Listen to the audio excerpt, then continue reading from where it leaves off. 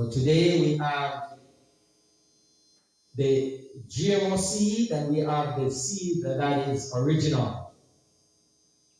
We have a thing that they call the original and we have a thing that they call the counterfeit. We have a thing that they call the genuine and the next thing that they call the non-genuine. The Bible talks about the wheat and the tares. So what we want to look at today, where does the tares started? Where were the wheat before?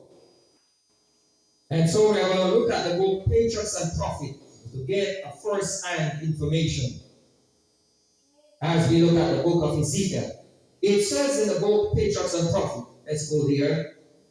Patriarchs and Prophets, the number is 35.1. That's a page that we're looking at, 35.1. The Bible, it says very clear. You know, I always love to say the scriptures. Let me bring it a little bit close to me, because the Bible is the word of God that we use it.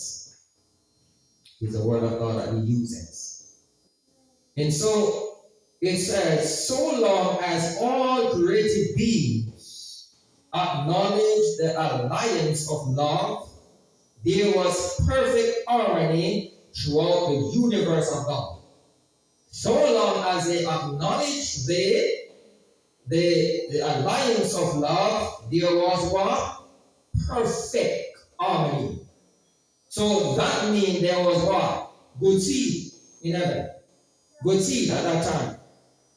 Now it said it was with joy, it was the joy of heaven, of the heavenly host, to fulfill the purpose of their Creator.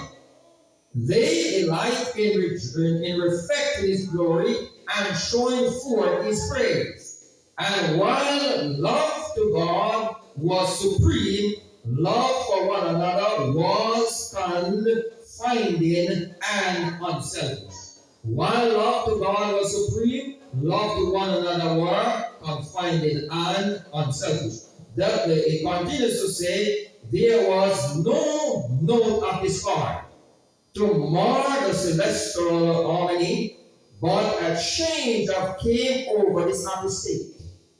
A change came over this happy state. It says, there was one who perverted the freedom that God has granted to His creatures. So this is how we understand that where the tares started.